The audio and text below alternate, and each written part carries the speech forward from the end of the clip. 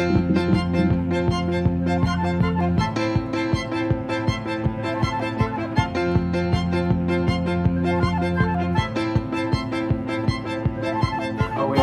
is this? It doesn't make much sense. They sing it like a pop song. You're capable of anything, and I'm sure they meant you could be president, or you could just forgive me. Welcome to The Radical Bureaucrat, a podcast for people who want to change institutions from the inside.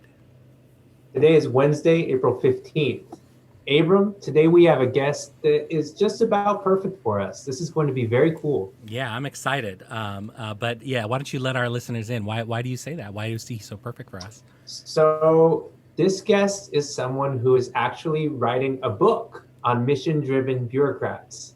So this, the idea for The Radical Bureaucrat, before it was a podcast idea, was actually to write a book about it. And so this is exactly along our lines of thinking. And furthermore, we're really just interested in how this crisis is impacting people around the globe. And our guest and his family just returned from Senegal on a State Department evacuation flight. So we know that he has stories. Yeah, I'm super excited. This sounds like it's going to be a really interesting conversation. Yeah. So our guest is Dan Honig. Is that the right pronunciation, Dan? Yeah, that's right. Honig. Okay, so Dan Honig, an assistant professor of international development at Johns Hopkins School of Advanced International Studies and a non-resident fellow at the Center for Global Development. His research focuses on the relationship between organizational structure, management practice, and performance in developing country governments and organizations that provide foreign aid. Mm-hmm. Dan has also held a variety of positions outside the academy. He was a special assistant and advisor to successive ministers of finance in Liberia, ran a local nonprofit focused on helping post-conflict youth realize the power of their own ideas to better their lives and communities through agricultural entrepreneurship in East Timor. And he's worked in a wide range of countries, including India, Israel, Thailand, and shorter stints in Somalia and South Sudan for international NGOs, local NGOs, and agencies, and in developing country governments. He's also a proud native of Detroit, whose Black population is really being hit hard by this virus. And one more relevant point for our listeners who are from here in New York, Dan's parents are natives of Brooklyn, and he has aunts who were a librarian, an assistant principal, and a principal in the New York City school system. So we have a lot to talk about. Dan, welcome to the show. Welcome, Dan. Thank you so much. It's wonderful to be here. I actually am a proud subscriber to the podcast as well. I think I started listening with, I don't know, maybe episode 2. I actually don't know how. I mentioned to my wife, we were talking, and I said, "Oh, so thank you for sending me that link." And she said, No, I don't think that came from me. She thinks about bureaucracy, studies bureaucracy as well. So I have no idea where I picked it up, but have been super fortunate to be able to benefit from your conversations with folks and your wisdom over the past, whatever it is, year and a half, and really honored to be here. So thanks. That's great. awesome. Really that nice is a to hear. milestone. Glad to hear it. Awesome. All right, so you're writing this book about mission-driven bureaucrats, and I'm super curious. I'm sure you define that in the early part of the book. But what can you give us in terms of a preview, and what was really the origin of where this work came from? Like what were you learning that made you feel like you needed to write this and get this message out? Yeah, sure. I mean, I guess it's a little bit connected, one of the things I love about your podcast, and, I looked at your about page on the web. You have this line at the end of Why the Radical Bureaucrat, where you say, "We believe good government matters, institutions matter, all of us matter," right? And I think I share that view. And the book kind of came from that last thing, the idea that all of us, that is, all of the individuals who work in the system, matter to what happens in the system. So, working with developing country governments, working back home in Detroit, working, running a hospital gift shop.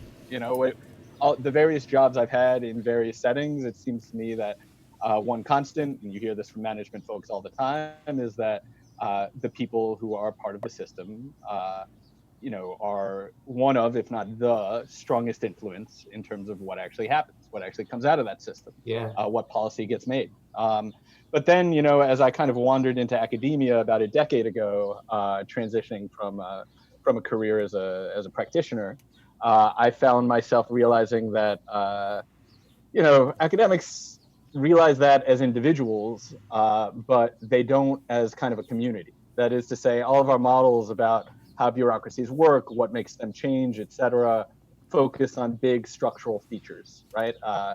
Crises lead to change, elections lead to change, popular mandates, et cetera.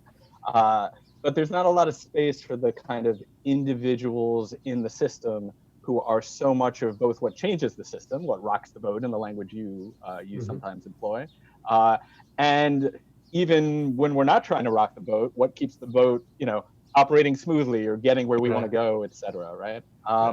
And, maybe just, one kind of example of that, for a couple of years, I was for the Minister of Finance in Liberia, right? And in that context, we had a ministry. The ministry was composed almost entirely of people who'd been appointed by Charles Taylor or his allies, right? People who, Charles Taylor, the war criminal, if you've ever seen the movie Lords of War, that's like a stylized account of him, right? So went to jail after going on trial in The Hague, right? So, this was a bad dude. The people who had been appointed by him and his allies had been appointed specifically because they wanted largely to defraud the government, right? These were not folks like the two of you, folks like most of the listeners of this podcast, who I imagine are quite dedicated to the mission of their organizations.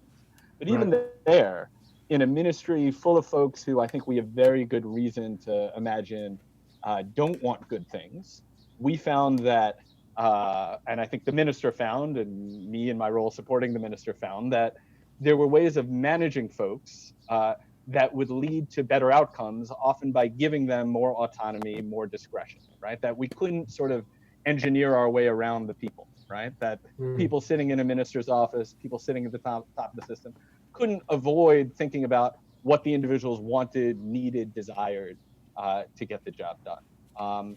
And I guess I'm a big believer.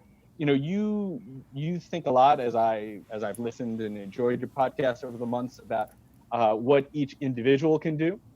It seems to me one of the ways that those of us who study bureaucracies can maybe help support folks like you is by stepping back and thinking about kind of the broader management challenges, not just in New York City schools, but in management practice around the bureaucracy writ large, right? And as you asked the question on your webpage, how does one maintain her values when the institution does not appear to support them? I guess my question is, if what we want as the public is the thing that her values, that your values reflect, how can we change the system so that the system better supports those values, right? Yeah. And in that sense, how can we better motivate the people who are there, and how can we both attract and retain those people who really do care about the mission? I mean, how can we make it so that the action that currently rocks the boat it doesn't lead to somebody falling off anymore? How can we make it so that the boat is actually headed in that direction anyway? And how can we, I sometimes talk about, big fan of baseball, I sometimes talk about the field of dreams, right? Sometimes at best, we think about, today's employees and today's motivation, right? But I think there's a field of dreams element here, right? That is to say, if you build it, they will come. If you build a workplace that provides an opportunity for people to have an impact, right? You will get more people who care about having an impact. You will keep the people who care more about having the impact. And thus the question of, do I have the right people for this kind of autonomous, this kind of empowered management style, in some ways can be, sort of reversing cause and effect. Because if you manage in that style, you can attract those people and get to a better place than you could otherwise. So as Yeah. you'll realize is my nature. That was a long answer to a short question. I'll stop there. Let you redirect me, point me in the right direction, etc. But that's kind of where the book comes That's from. okay. This Personal is good. experience, insight, etc. That's why we do podcasts. We're not making tweets. We're podcasting. Excellent. It's a Excellent. long form conversation. That's great. Awesome. So we wanted to ask you, stepping back for a second, just into how you got, how we connected with you most recently. You did tweet about your trip back from Senegal and how you you witnessed some mission-driven bureaucrats doing their job, and you also witnessed ways in which the bureaucracy was not allowing people to do their job. Yeah. Yes. So can you tell our listeners a little bit about what you experienced, and then use that as a segue into how are you doing? Which is really where we probably should have started. But so start with your trip back, and then how are you doing where you are now? Awesome. Well, thanks for asking. And sure, happy to talk about that. So, just by way of context, my family and I, so again, I'm a professor these days, and I'm on sabbatical this year. So I've been doing research in Senegal, because one thing I should have mentioned is that, to me, mission-driven bureaucrats are not just or particularly Americans or people who live in the developed world. They're people who work and care for the state, and about the state anyway. And so, I've been doing research in Senegal. We've been actually in Thailand in the fall, and then moved to Senegal just after the new year, doing research there. And basically as COVID came and so changed our world over the last 6 weeks or so, Senegal acted pretty decisively and early. So when Senegal had just a couple dozen cases, the country closed its borders, set up a curfew, closed schools, et cetera, et cetera. And those things remained calm in Senegal.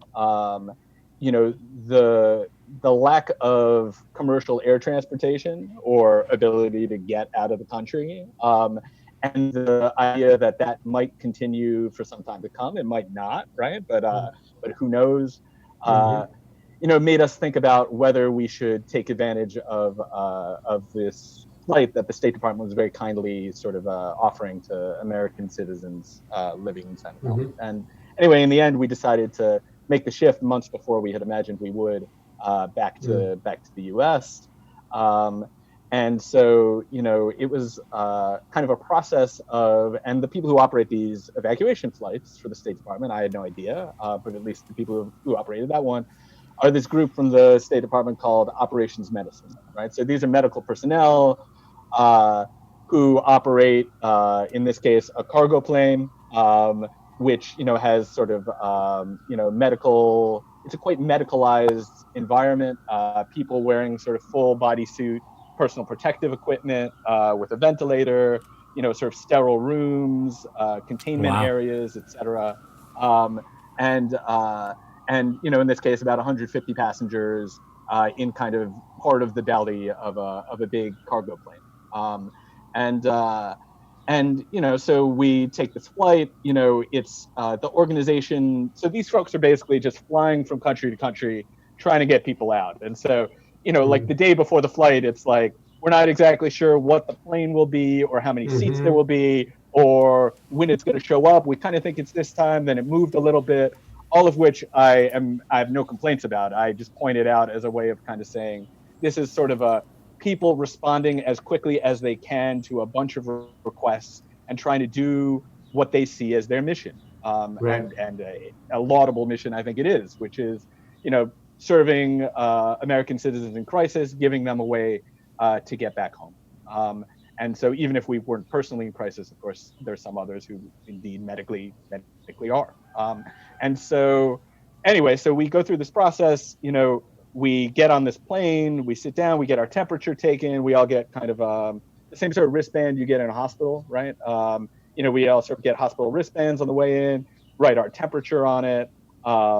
Everyone's wearing masks. And again, the folks operating the plane are in protective equipment. So we all sit down, Guy comes up to the front of the plane, and just to kind of orient us about what's going on, he says, look, listen up. This is we are not flight attendants. This is not a normal flight. We are kind of running around like crazy. We've been on the road back and forth for like 6 days. The reason I'm telling you all this is because we're only on the ground in the US once we get there for just a couple hours. We're trying to turn around. Sure, I imagine he's thinking, sure, probably every flight crew on every flight you've ever been on said, like, please clean up after yourself to save us time on the turn. But, frankly, while I always try to pick up after myself, I feel a little bit differently about it if, the plane's turning around at LaGuardia and, that's, kind of normal business, right? He's trying to say, like, look, we're trying to get other Americans out. Yeah. Keep track of your stuff. Let's try to keep stuff in order because we want to get out as quickly as we can after we get you folks home. Mm-hmm. And so one of the passengers says, and this is what I tweeted about, one of the passengers says, like, oh, that's crazy, man. Are you getting overtime for this? And he says, no, we're government workers. We're, this is the job. I mean, this is what I signed up for. And he says, to the point about, kind of being mission driven, he says, look, actually, this is kind of why I signed up for the job. It's an honor to get you guys home. This is why I'm in the game, is basically what I hear him saying, right? And one of my fellow passengers started applauding, and then we all started applauding. And I found myself thinking, I've spent years of my life, researching a bunch of projects. I'm just starting to write the book, I should say. I have some draft chapters, et cetera. But, I have empirical projects in like 6 countries, from, Bangladesh to Detroit, thinking about mission-driven bureaucrats in some ways, and a lot of it's about a lack of recognition of bureaucrats and their mission, and how much it could be a better place and a better public sector if everyone sort of bought into the fact that most people are in it for good reasons, and that we don't want to set the rules to constrain the worst person. We want to set the rules to make the best person be able to do the best work, or at least to consider that, right? And here is somebody standing in front of me, being recognized by a group of my fellow citizens, who are saying, awesome that you're doing this work. I recognize how it benefits me as a passenger on this plane.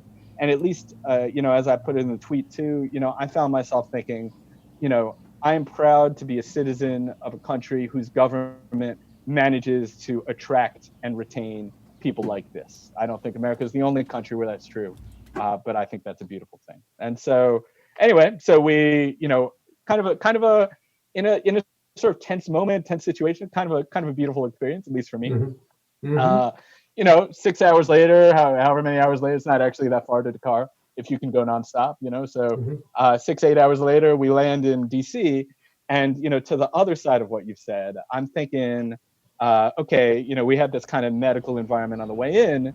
Surely on the way out, people are gonna sort of also, take our temperature, orient us. We're landing in the state of Virginia. Virginia already has a stay-at-home order. Probably a lot of these people on the flight are unaware of Virginia's laws because they have no connection to Virginia. They've just, happened to show up there because it's a State Department flight. Probably there'll be a quarantine order too, a self-quarantine order, et cetera. And I should say part of my thinking on that is influenced by the fact that, a month before, I had both come back from Dakar. I'd been in Europe giving some talks, having some meetings. I'd come back to Dakar, and I had a temperature check in late February, or early March, I should say. Temperature check. I had to give contact information. When I had been sick, I had a cold, and a day later, that led to a doctor saying, okay, you should self-quarantine for 14 days, et cetera. And that was like March 3rd. A week before that, I had entered Guinea-Bissau, which is a country just south of Senegal. It's also one of the poorest countries in the world.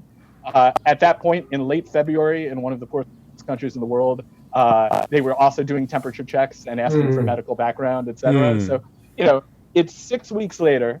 I'm arriving not on a commercial plane, not just by crossing a border in a taxi, but on a State Department medical evacuation flight to a country that has, far from an insignificant problem, as of course all of our listeners and the two of you in New York City have more visceral awareness of than then you don't need me to tell you, I guess I mean to say. But anyway, so we land, and what happens is exactly nothing. That is to say, we get to arrivals just like normal arrivals at Dulles. As an airport I use many times, like it works exactly the same way. The terminal shuttle pulls up to immigration. We go through, we use global entry.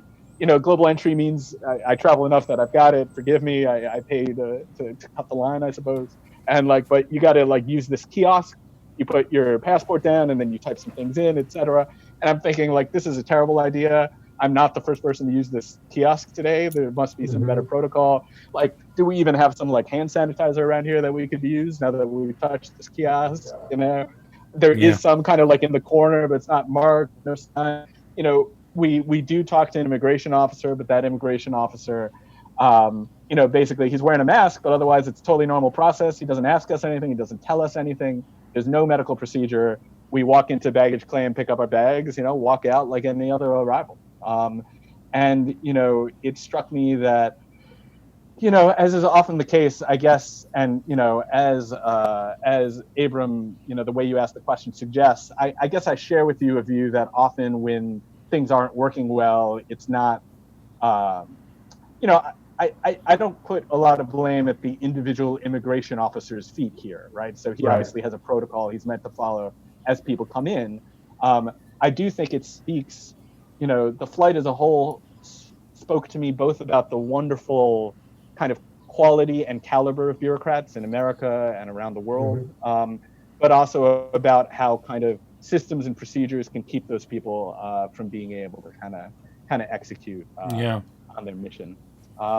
And just to touch on the last thing you asked, Sam, how are we doing now? Again, super kind of you to ask. We're doing fine.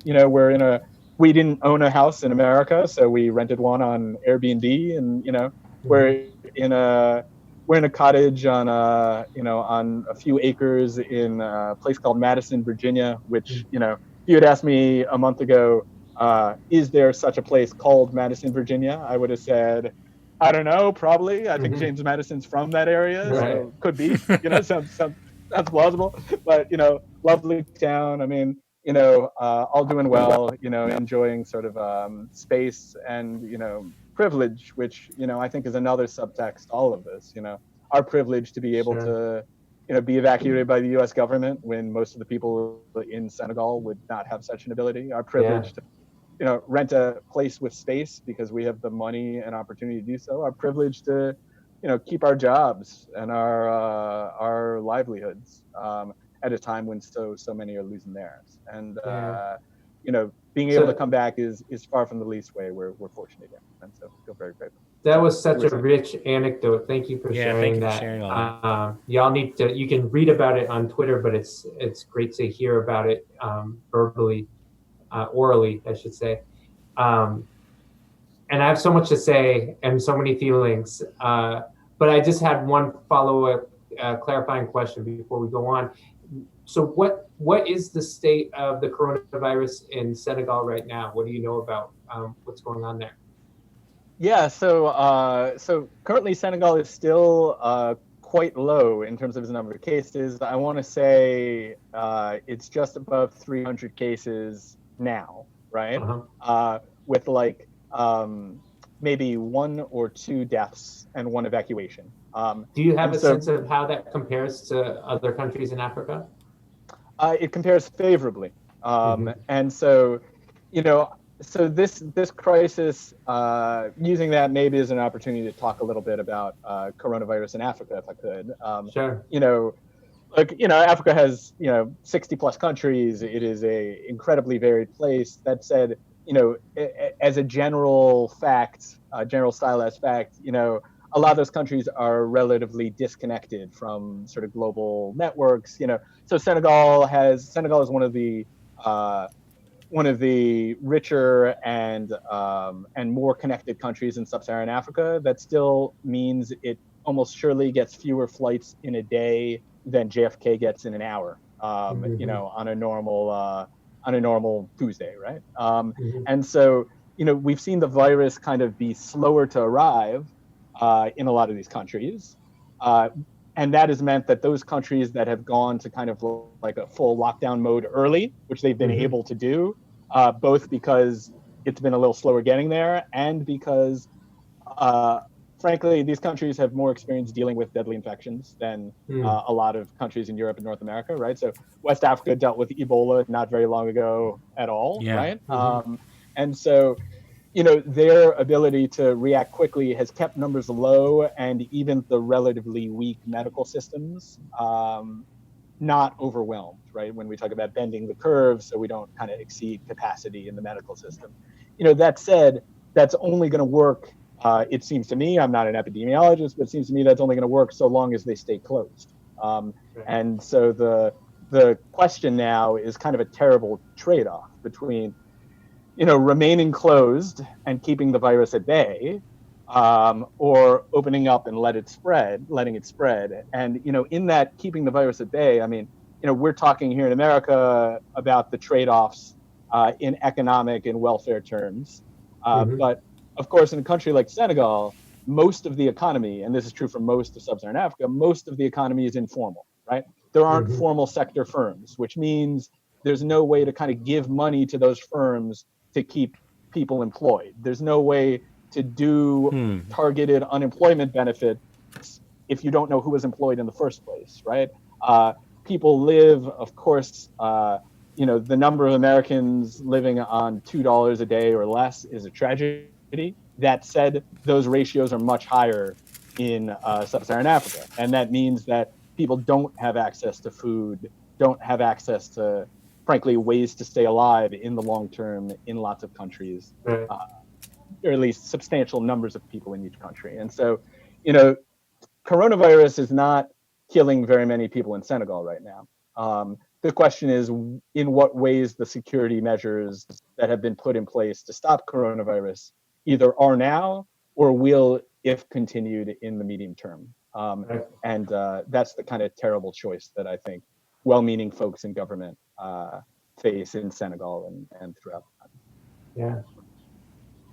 Yeah, thank you for sharing that. That's such important context and nuance on a story that we talk a lot in my team about the idea of single stories, and it stems from Chimamanda Ngozi Adichie's TED Talk about single stories and this idea that we have a single story about Africa and what happens in Africa and how Africa works. And in fact, there's so many countries, let alone, right, all sorts of nuances within all of those different areas and people groups. Thank you for sharing that word from there. And so I wanted to pivot and ask you something that we often ask our guests, which is, what's an important challenge that you see yourself as facing personally, as you settle into your pattern in the shack in Madison, and then as you think about pivoting to the next round of your work or the issues that you're focused on and trying to bring attention to, what are some challenges that you're facing?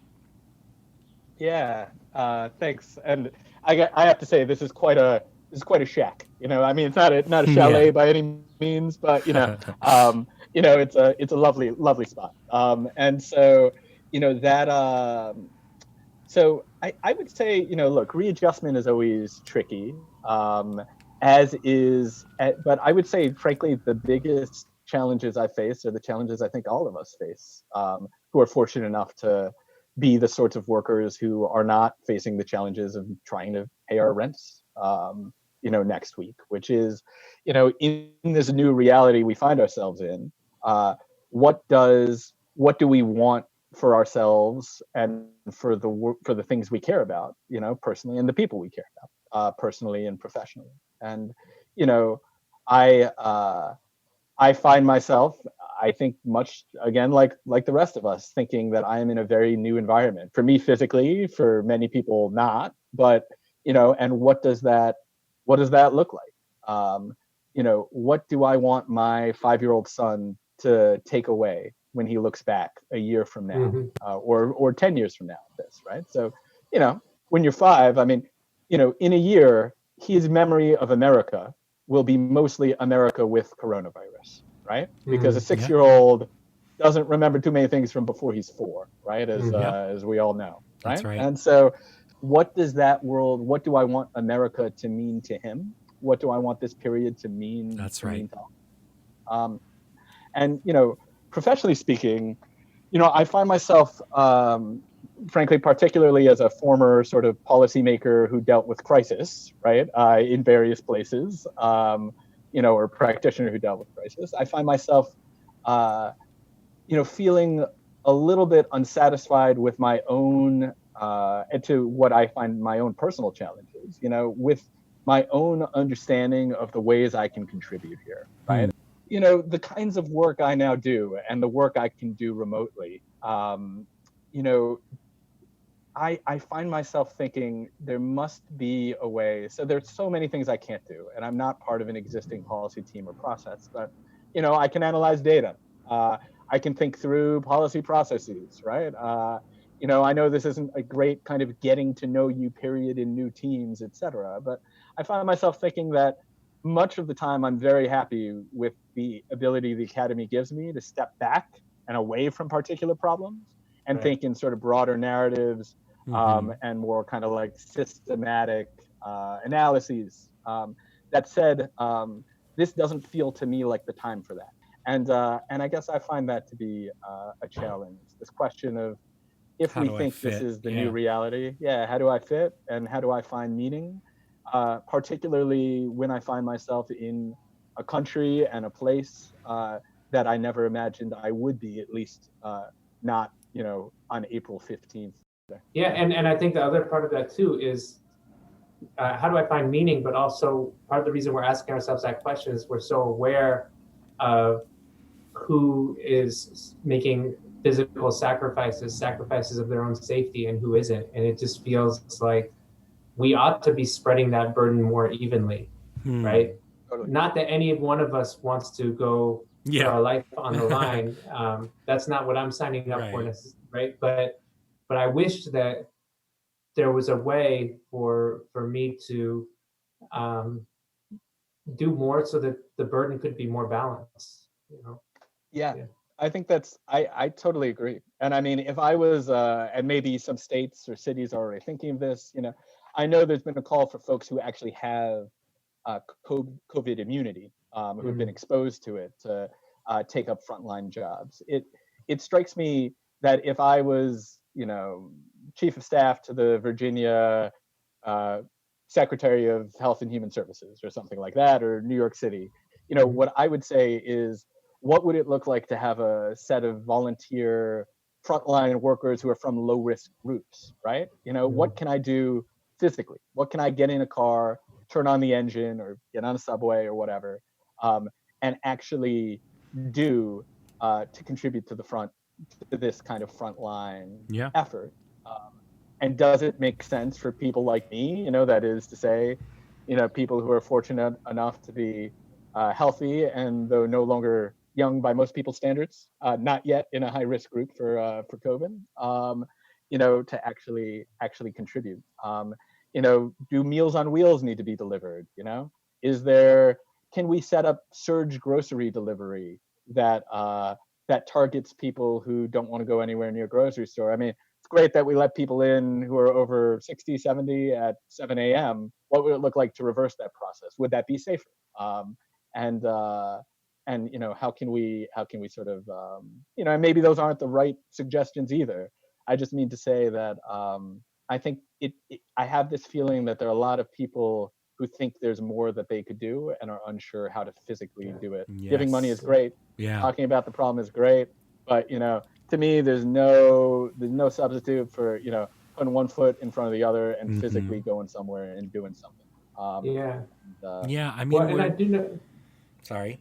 in New York there is, I can't remember the name of it. Maybe Abram, you remember. There's a way to sign up to deliver groceries. I think it's Something with invisiblehands.com. Right. There's Yeah, for also those. New York Cares. There Yeah. are organizations that match volunteers to volunteer opportunities. Yeah. And And I I don't heard know. I don't know where they are right now. But I think one thing that I'm hearing from what you're saying, Dan, is this idea that, like, how I fit in and what I do in this time really matters. And it really matters because my kids are watching. It also really matters because, like, I do have something that I know. I do have experiences that I've been through. I do have something to offer. I know I have something to offer. And then it's just a matter of finding, where that value plugs in, which the current system, the current capitalist, structures don't really assign people with their capabilities to the highest leverage point. We have to go out and hunt and find where our spot is, and that's one of the hardest things for people to do mid to late careers, to figure out, well, what is my special magic, and what are the contextual things that I need in order to bring out my magic and contribute it. How do I manage the people that are under me or that are around me or that are above me, so that the people in the room are bringing forward their best, their abundance, in order for us to solve problems, instead of operating from a place of fear, from a place of what we have to cut, what we have to discontinue, what we've lost and won't be able to do anymore. What are the ways for us to engage in creativity and abundance making now that things are going to be different? Yeah, Totally. sure. I think that's beautifully put. I mean, in some ways, so a friend of mine, Molly Kinder, who's at Brookings Institution, has been writing a lot about sort of frontline workers, low wage frontline workers, and this kind of discourse around their heroism. And one of not her only point, but one of her points is, applause is great. A living wage would be great too. Right. And the latter might be longer lasting in some ways, right? Ding, ding, But ding. it strikes me that, and I'm 100% on board. I'm 100% on board. Yep. That message. It is true though. It still has as its premise that what we're trying to do is align the value of the task, right, to its reward via price, right, which is the center of a capitalistic system, Yep. right? And I think you're right that we don't have a lot of matching mechanisms, volunteer matching, right? Like, we don't have a lot of systems for optimizing that don't use price as an intermediary. Forgive me for sounding like an economist, but I think that's relevant where we're not sure how to price things, which often happens. We're not sure what the price should be. We rely on our fundamental skill as humans, which is social interrelation.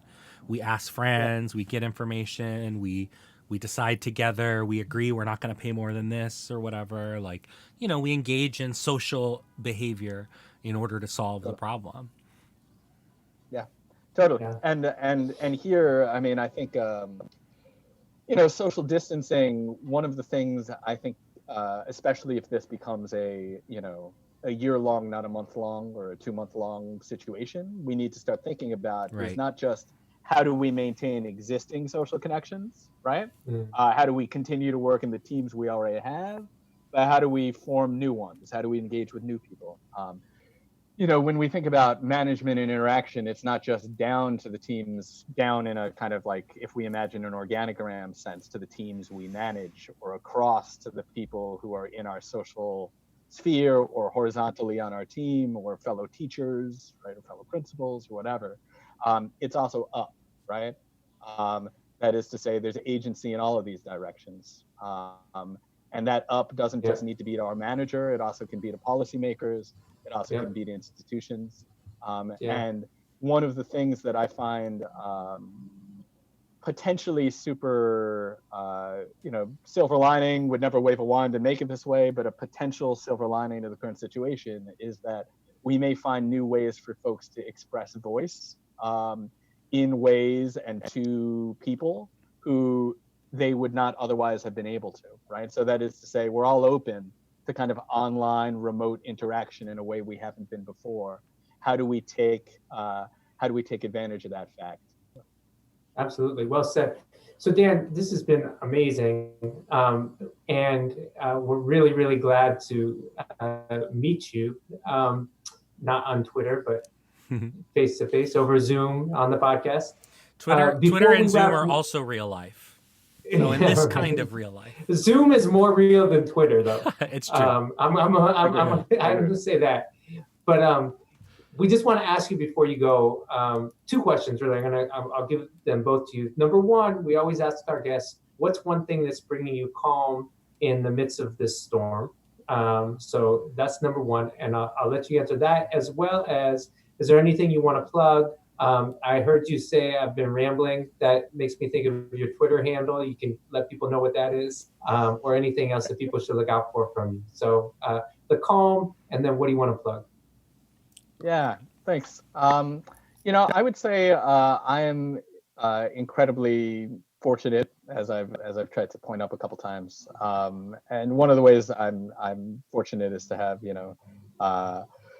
a wonderful sort of nuclear family, of my wife and my son. And I would say that one of the things that brings me calm is I think one of the things crisis does is and changing situations does is it lets us reevaluate our priorities. And at least for me personally, I find myself feeling the calm of realizing that maybe some of the things I've been putting a lot of my kind of stress eggs in the basket of are maybe less important than they felt to me a month or two ago. And to remember, sort of what matters and what impact I care about, both in a truly kind of personal, close sense and on the world, and what things are just kind of like professional bells and whistles that, come what may. Great if they show up, but Gravy. but not to put more stock. Gravy is a nice way of putting it. Yeah. I like gravy. Me too. There's no gravy, still happy to eat the turkey. Right. Right. So yeah, and to the plugging, I don't really have anything sort of actively to plug at the moment. As you note, my Twitter handle is Rambletastic. As you've seen, that is true to form. My website is my name, Dan Honig, HONIG .info. I will have a book on mission-driven bureaucrats out someday. That day is going to be a year like 2022. I wouldn't wait with bated breath. But if you are a kind of mission-driven bureaucrat, if you see yourself that way, and you have a story you want to tell about any of the kinds of things I've touched on here, please do get in touch. And hope both of you and all of your listeners are and remain well, and that we collectively as a community find more and more ways to kind of move our various mission-driven balls forward in this period and for all time. All right. Thank you, Dan. Appreciate it. Thank you so much. We Thank will you. be Thanks in for the opportunity. touch. We're really glad to meet you. Thank you so much. We're going to ask about the book too, so now you're on the hook. Awesome. Sounds great. I look forward to it. See ya. Take care. Thanks again. Be well. Bye. All right. But you don't seem to think that you can fly. So let's end like good radicals. What is one thing that you learned today, Sam, that you can use to create a more just and equitable world? Oh man, That was a lot. The rambles were tastic. Yes, he was really ramble-tastic. I mean, the moment that stuck with me in the beginning was when he spoke about the return from Senegal and what happened when he stepped off the flight in Dulles, and what he was expecting versus what he saw. And I just felt myself, I still feel infuriated because government matters. And here's our government falling down, and it's not at the level of individuals. It just was an anecdote that really illustrated the importance of systems and how people can operate within these systems, or are restricted from operating in a way that makes sense within these systems. So to be at Dulles and to have everybody get on the shuttle and handle the same devices and no hand sanitizer, no one getting their temperature checked, and I just found myself relating to being a bureaucrat in a system that's not working the way it should be. So the lesson there, I mean, I don't know, man. I'm just mad. But what about you, Abram? I mean, that's okay. We need to make space for anger and disappointment. Yeah. I've been talking a little bit texting mainly, but also kind of talking in different Zoom calls and phone calls about making space for grief. That a lot of communities are overwhelmed by grief right now. I think a similar, sentiment can be said about anger. We have to make space for that frustration, for that critical expectation that we could have done better, right? It didn't have to be this way, right? I think that's okay. The thing that I take away is kind of more related to this idea about like your value and how people perceive your value and how you perceive your value and how that kind of comes into this whole question of finding where you fit. I think it's just so prevalent among the mid-career, people of color that I spend a lot of my time interacting with. Very intelligent, capable people who could do any number of things with their time, but who choose, as Dan kind of like defined this group of people who like are mission driven, right? Who choose to be involved in something professionally that really matters. It's not just about selling or winning a competition in the marketplace, but it's about helping people, educating children in the case of schools, right? That those people who are dedicated to kind of a life of service in some ways are experiencing a range of things right now. And one thing I think that some are experiencing, teachers in particular, but also others who work in schools and who work in school systems all over the country, which is a huge chunk of our economy, teachers. That's why teachers unions is such a big deal in elections, because it's a really large constituency. There are a lot of people who, it really, normal is gone. Normal is a memory from weeks ago, right? And there are people whose conference call class is all but empty, except for a few dedicated students. There are other people who are convening, an ever-expanding circle of kids who hear about this teacher and how relevant their work is. All of a sudden we're in this kind of science fiction, digital participation world, and how we perceive our own value as critical practitioners of values about how society should be built that are critical of the way things currently are. How we should engage in this process in this moment is so connected to how much we really are confident and believe in the value that we have, how much we trust the people around us and the value that they have, how much we learn to move at the speed of trust, right? To sow seeds together and not to be accountable for made up results and numbers, but to be accountable for relationships and good relations to people and communities and land. That's what it's about. So yeah, I'm super grateful for the conversation. And also we're kind of over. I'm a little bit of a rambler too. So rambler plus rambler equals a longer podcast. So you guys know. But sometimes it's going to go like that. Yeah. But Abram, that was super, super well stated. So well stated, I might have to go back and listen to it again. You got to eat your own dog food. That's a test of whether it's any good. So you'll be dog fooding this episode. Yes, I think for sure. There's a lot here.